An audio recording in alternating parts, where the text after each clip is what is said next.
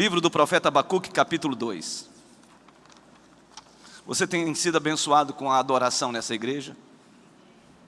Você tem sido abençoado com um tempo de oração e de adoração nesta igreja?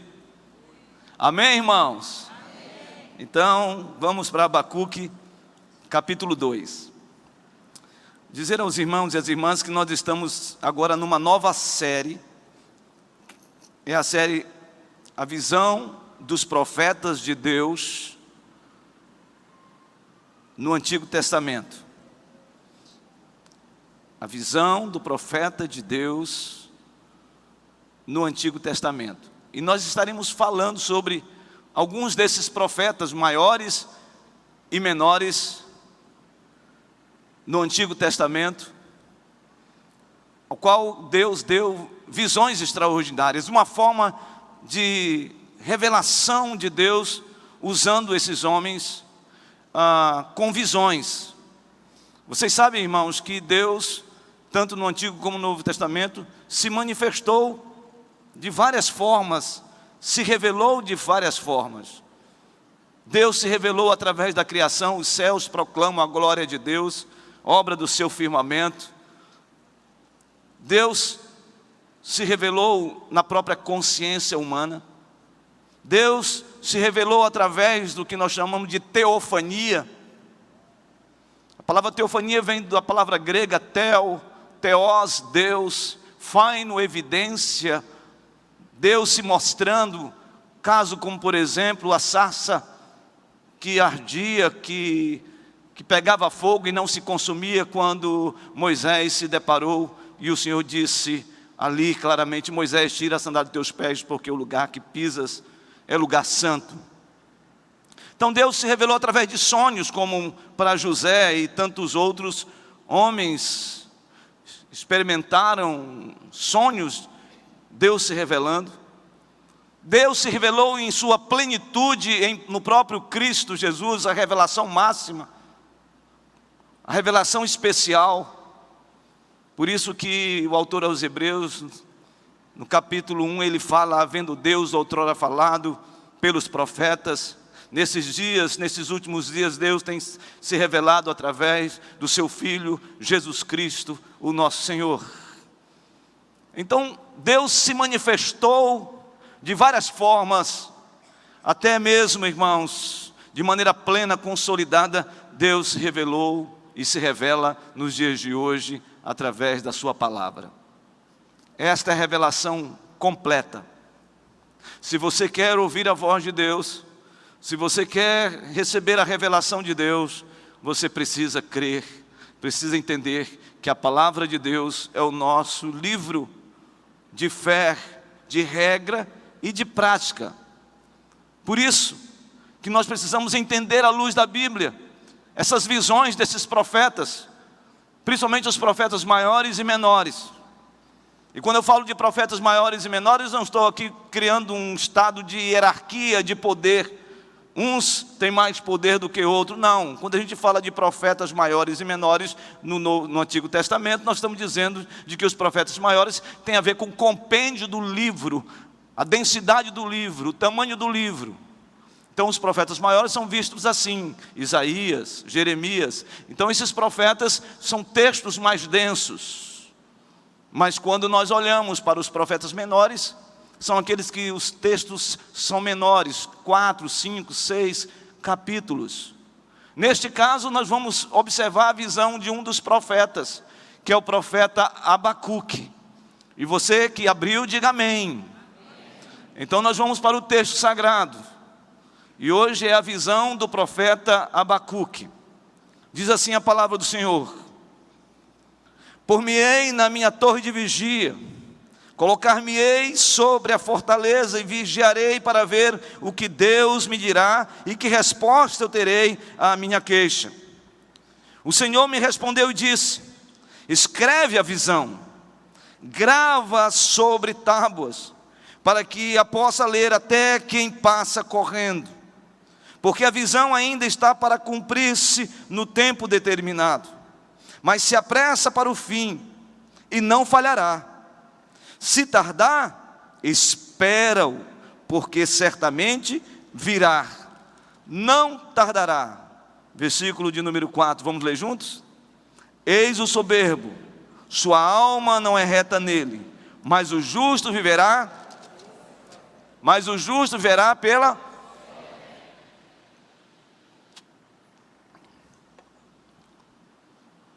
O tema central do livro de Abacuque é: o justo viverá pela fé. O justo viverá pela fé. A mensagem, quando você lê esses capítulos, está muito clara. Mesmo que aparentemente o ímpio esteja prevalecendo sobre a sua vida, no final, o justo viverá pela fé. Mesmo que aparentemente o iníquo, o ímpio, tenha se levantado contra a sua vida, e que de forma aparente tenha prevalecido em alguma área da sua vida, no final de todas as coisas, o justo viverá pela fé. O texto que nós lemos necessita de um contexto. Não tem como ler esse texto sem nós observarmos o contexto do profeta. Esse profeta é um profeta exilado, e ele está aqui apresentando uma queixa para Deus. Ele está aqui apresentando um sentimento de desespero, e ele o faz através de um grito, que está escrito no versículo 2 do capítulo 1. Quero que você observe comigo esse texto. Diz assim no versículo 2 do capítulo 1: até quando, Senhor, clamarei eu e tu não me escutarás? Gritar-te-ei violência e não salvarás? Porque me mostras a iniquidade e me fazes ver a opressão? Pois a destruição e a violência estão diante de mim. Há contendas e o litígio se suscita. Por esta causa a lei se afrouxa e a justiça nunca se manifesta. Porque o perverso cerca o justo, a justiça é torcida.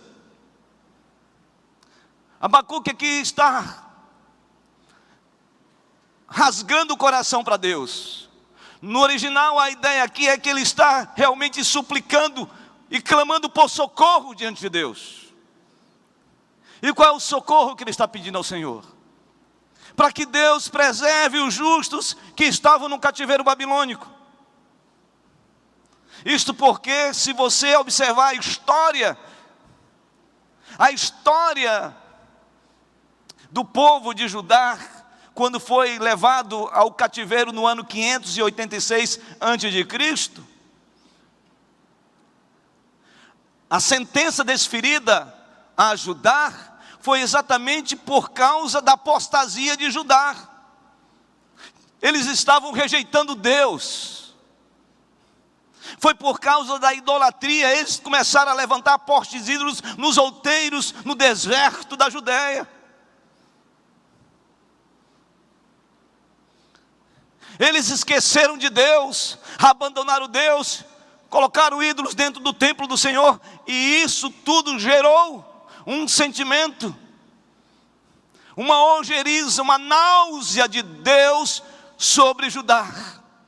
Então Deus permite que os caldeus, os babilônicos, entrem e façam ali um estado de expoliar, aviltar, possuir, subjugar e levar o povo de Judá ao cativeiro babilônico. Mas isso tudo foi por causa de um rei chamado Jeoaquim,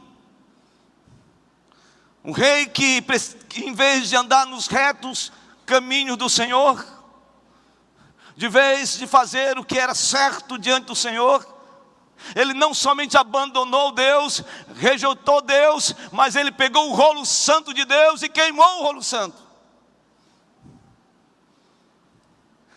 Esta foi a facada final, o ato final, que fez com que Deus permitisse então que os caldeus fossem instrumento de sentença sobre Judá.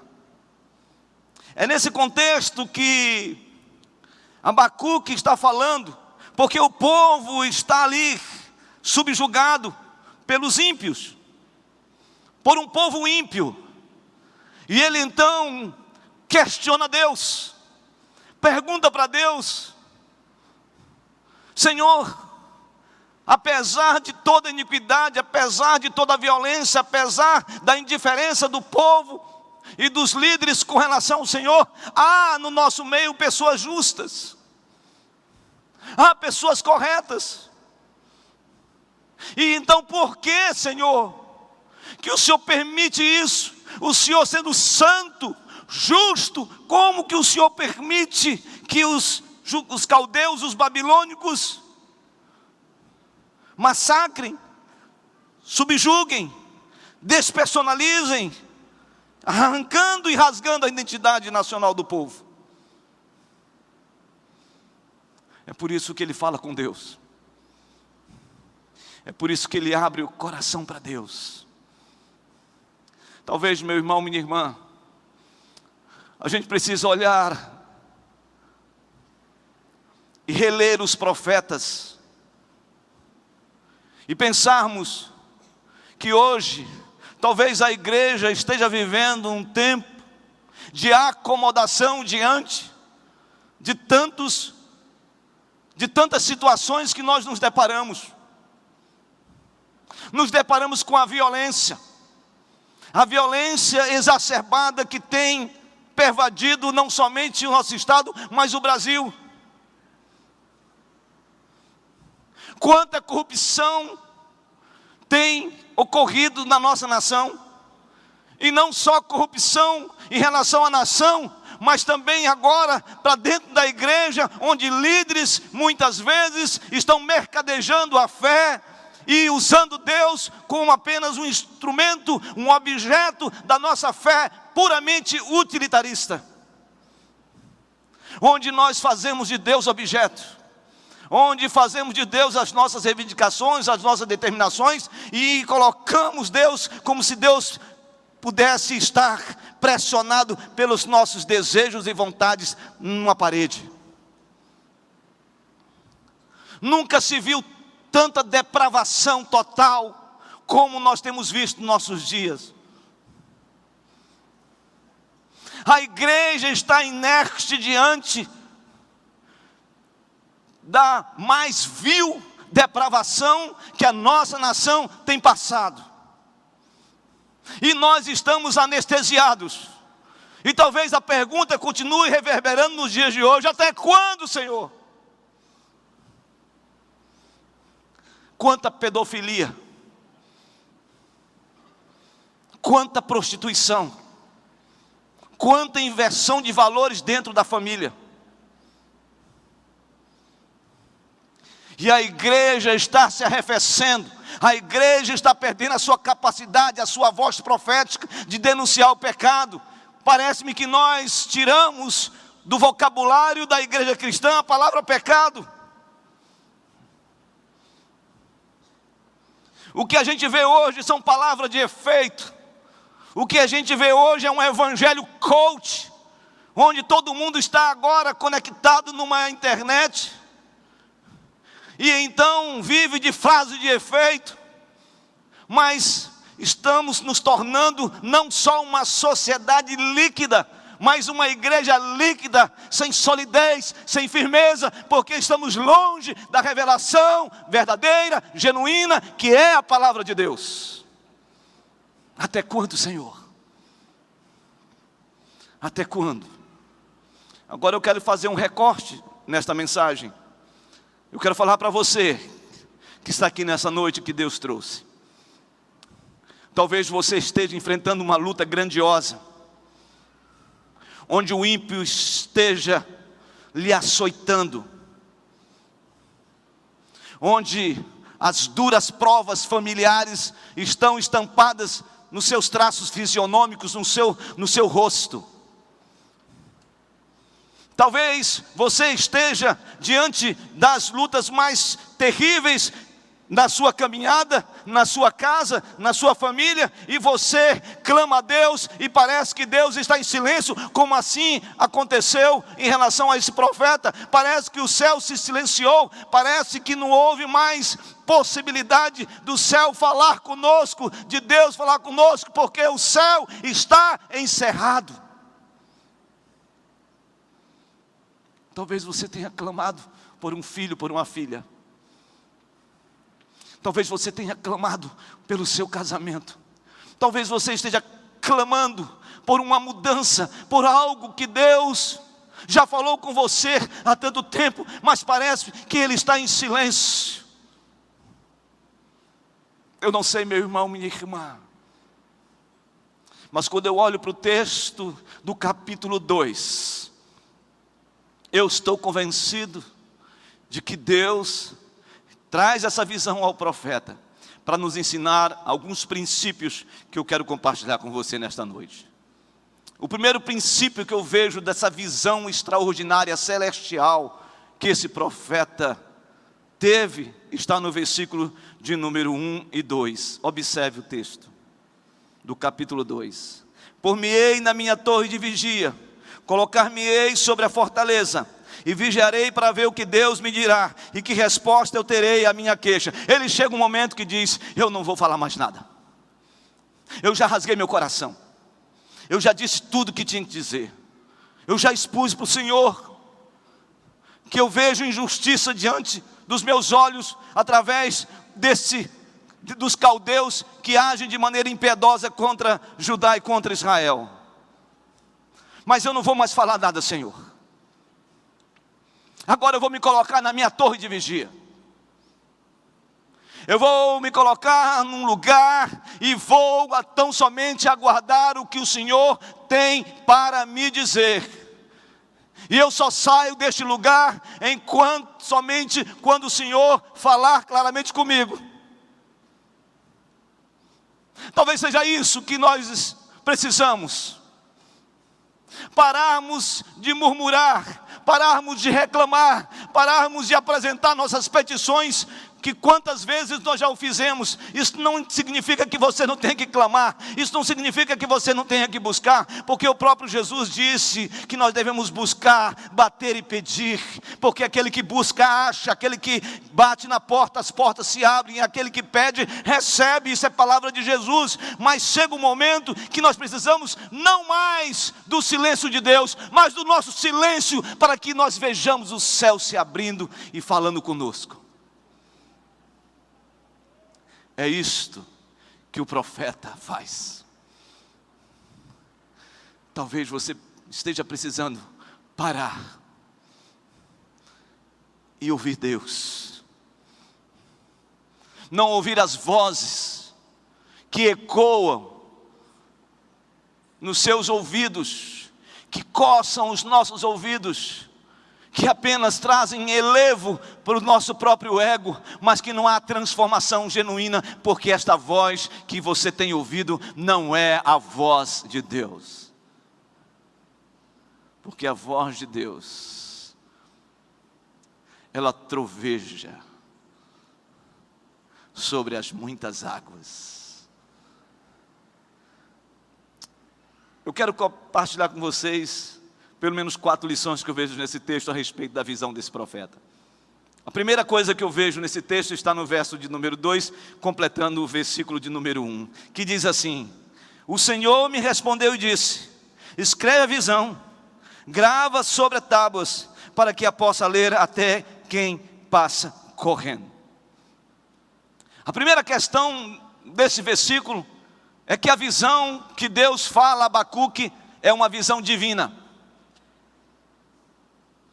É uma visão divina. Não é uma visão humana. Não é uma visão feita por elucubrações e elucidações meramente humanas. Não é um autossugestionamento.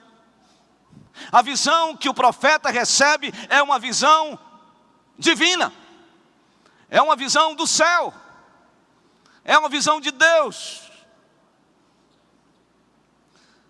Interessante porque quando nós lemos o livro de Apocalipse, há uma cena que me chama muita atenção.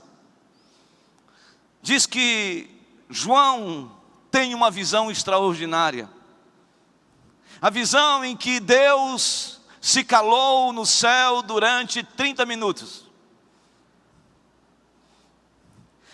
30 minutos Deus emudeceu. Deus não falou. Talvez na mente e no coração daqueles que leem esse texto possam dizer assim: Deus deixou o mundo à deriva. Deus deixou o seu casamento à deriva. Deus deixou a sua vida espiritual à deriva. Deus deixou os seus sonhos e projetos à deriva. Mas o texto diz que durante aqueles 30 minutos, o Senhor estava preparando uma grande orquestra. Ele estava com a batuta na mão, como um maestro divino, preparando cada um dos instrumentos, afinando, organizando. E diz que após os 30 minutos, os céus se abriram e um grande clangor, um grande ressoar veio numa harmonia celestial ao encontro de João.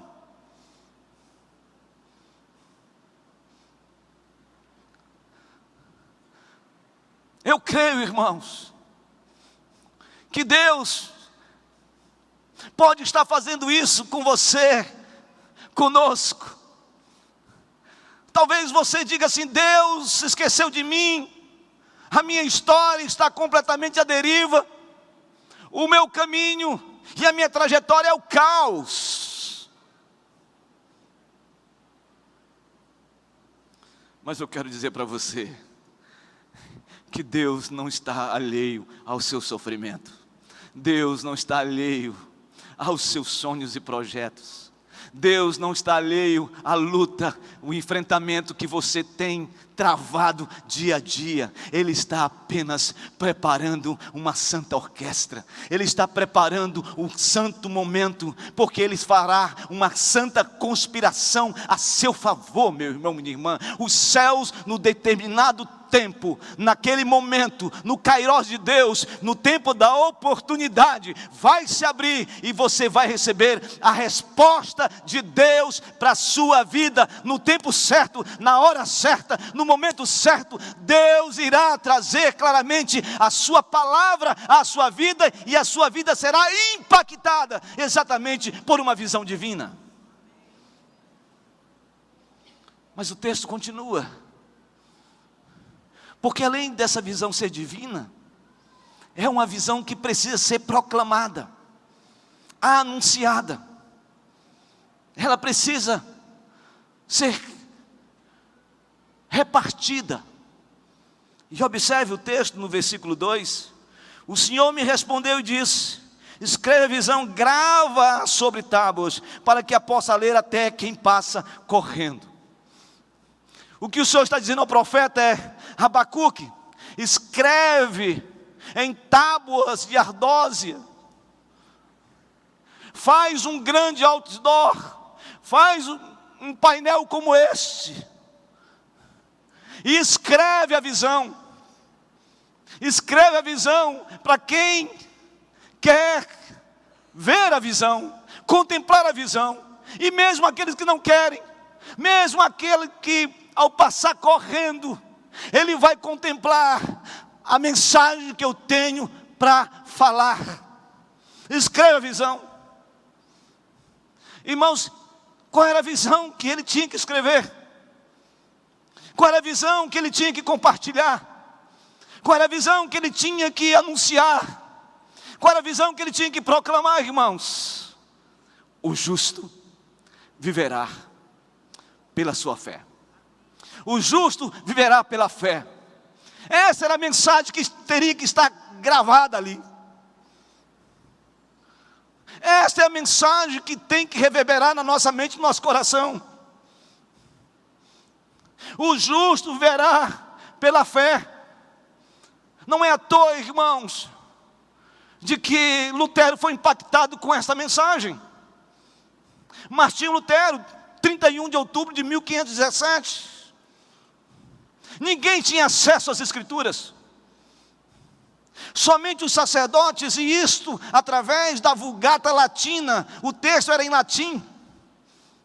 Os camponeses, os pobres, ninguém tinha acesso à leitura e nem tinha acesso ao conhecimento das Escrituras. Tudo era em latim. Então, Lutero se depara com esse texto, o texto de Abacuque, escrito pelo apóstolo Paulo, enfatizando esta mensagem. Por que Paulo usa Romanos, esse texto? Porque ele está falando da justificação pela fé. Se você ler Romanos, é justificação pela fé. E Lutero, ele é impactado, porque na mente e no coração de Lutero, ele estava vivendo um tempo de trevas, até porque ele estava na Idade Média, a Idade das Trevas. Tudo era opaco, tudo era escuro, tudo era nebuloso. E este homem entende isso. Ele entende isso porque no coração de Lutero e no coração daquela gente toda, duas coisas aconteciam claramente com eles. Eles tinham dois medos. O primeiro medo, o medo da morte. Eles tinham pavor da morte. Eles tinham um coração tétrico, um coração apavoroso por causa da morte. E o segundo, eles tinham medo da ira de Deus. Era isso que permeava a Idade das Trevas. Lutero tinha medo da morte, tinha medo da ira de Deus sobre a sua vida. Por isso que ele vivia o tempo todo se autoflagelando.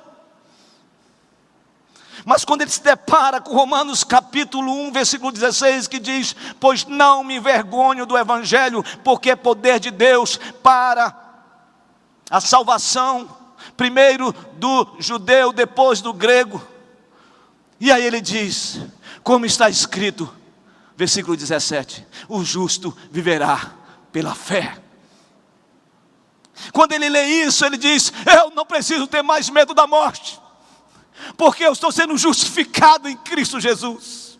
Eu não preciso ter mais medo da ira de Deus, porque a ira de Deus foi desferida naquele que é justo. Ele recebeu toda a justiça, toda a ira, toda a maldição, toda anátema foi desferido nele, e por causa dele, hoje eu não preciso ter mais medo, porque eu fui justificado em Cristo Jesus. Presta atenção nisso, você foi lavado pelo sangue do Cordeiro, você, meu irmão, minha irmã, foi regenerado pelo Espírito Santo, você foi reconciliado em Cristo Jesus, você já foi justificado pela graça de Jesus na sua vida. Portanto, não tenha medo, compartilhe essa verdade para todas as pessoas, porque o justo viverá pela fé. Quer todas as intempéries da vida, quer todos os lances, todos os ataques, todas as afrontas, todos os dados inflamados do inferno contra a minha vida e contra a sua vida, não irá prosperar, porque o justo viverá pela fé.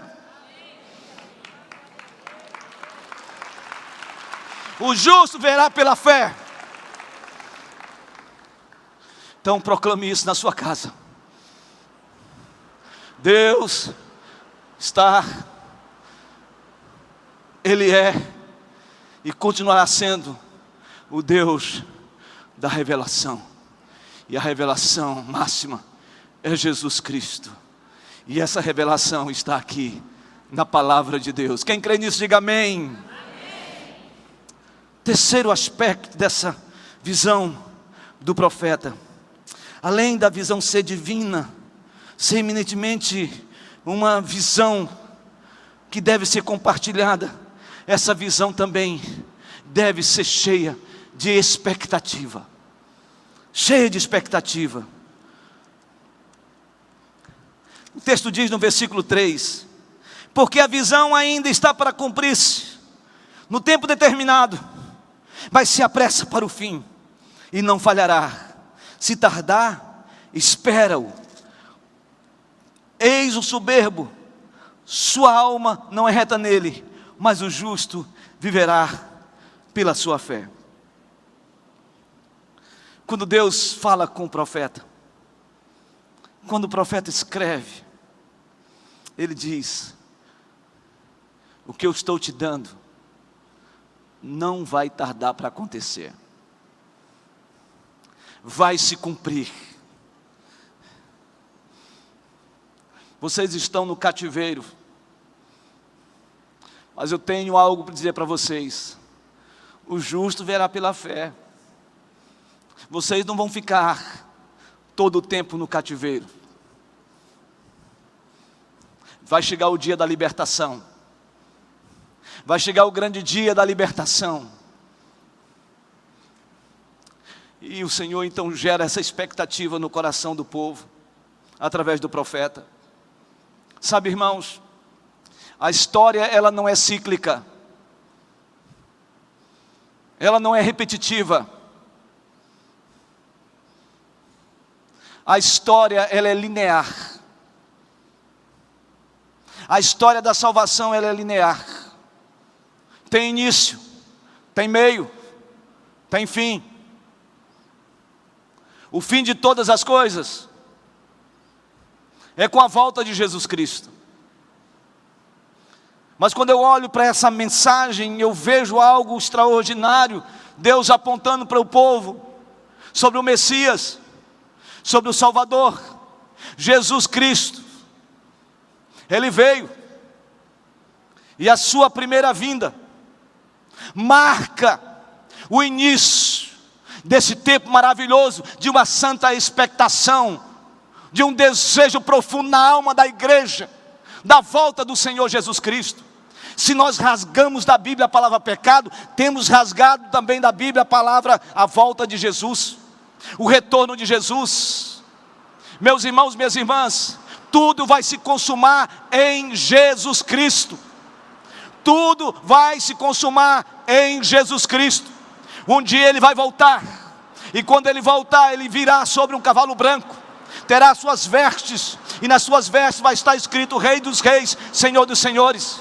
Um grande clangor vai acontecer, um grande ressoar de trombetas vai acontecer, algo extraordinário vai acontecer, e aqueles que morreram em Cristo serão revestidos de incorruptibilidade, mas aqueles que verão a volta do Filho do Homem também serão revestidos de celestialidade, e então juntos estaremos diante do Senhor, celebrando as bodas do Cordeiro. Irmãos, essa é a santa expectativa da igreja nesses dias. Nós precisamos ecoar e anunciar isto. A nossa vida não pode resumir tão somente a este mundo. Paulo disse isso na primeira carta, no capítulo 15 aos Coríntios, versículo 19: se a nossa esperança se limita apenas a esta vida, nós somos os mais dos infelizes de todos os homens. A nossa esperança não termina aqui, nós somos peregrinos. A nossa esperança vai além do rio, onde nós contemplaremos o Rei dos Reis, o Senhor dos Senhores, aquele que tem a chave do inferno da morte, aquele que reina e vai reinar para todos sempre. O nome dele é Jesus Cristo, o Senhor.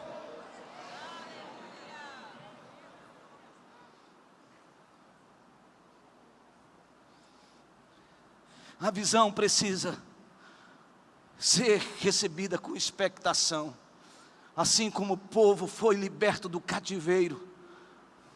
Nós fomos já libertos do cativeiro do pecado, irmãos. Nós agora somos de Deus. Continuamos com a nossa natureza pecaminosa, sim, mas o inimigo não tem mais prevalecer no sentido de domínio do pecado sobre a nossa vida.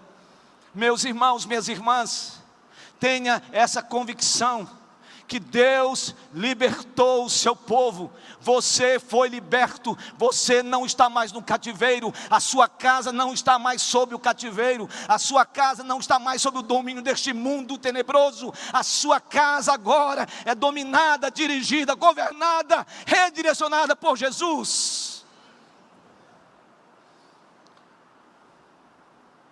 Finalmente, essa visão que é divina, que tem que ser compartilhada, que tem que ser cheia de expectação, essa visão, ela será cumprida.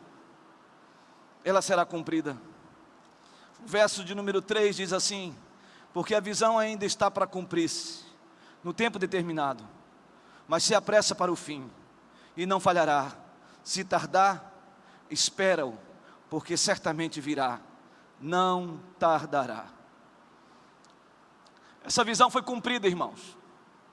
A volta do povo de Deus do cativeiro babilônico. Os salmos estão cheios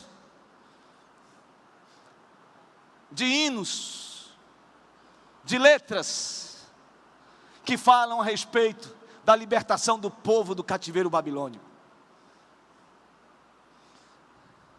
Fazendo uma analogia da fé, irmãos. A promessa do Messias se cumpre em Jesus Cristo, porque Ele é o Messias. Nós não vivemos mais sob o cativeiro, irmãos, porque fomos lavados pelo sangue de Jesus, fomos libertos por Jesus Cristo, saímos do lamaçal de lama.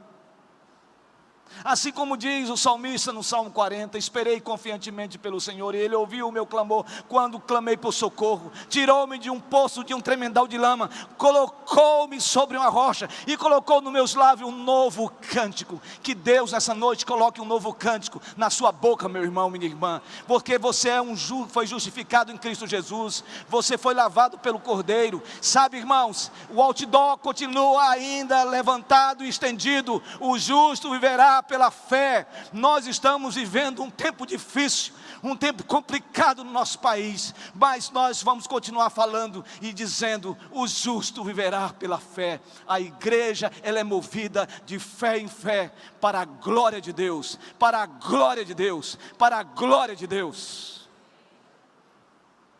Quero concluir. Eu quero concluir exatamente com um cântico, porque depois que o profeta expõe para Deus a sua dor, ele recebe a mensagem de Deus. O capítulo 3, versículo 17, nós temos a conclusão da celebração, da adoração. E eu quero que você observe o versículo 17 do capítulo 3 de Abacuque. Observe o que está escrito. Vamos ficar de pé? Vamos ler juntos. Abacuque capítulo 3, versículo 17. Vocês estão me ouvindo bem? Diga amém. Amém. Então vamos ler fortemente, mais forte do que a chuva, porque ela vai parar agora para nós lermos. Leiamos, irmãos. Ainda que a figueira não floresça, nem haja fruto na vide, o produto da oliveira minta, e os campos não produzam mantimento, as ovelhas sejam arrebatadas do aprisco, e nos currais não haja gado, todavia eu me alegro no Senhor, exalto o Deus da minha salvação. O Senhor Deus é a minha fortaleza, e faz os meus pés como os da corça, e me faz andar altaneiramente.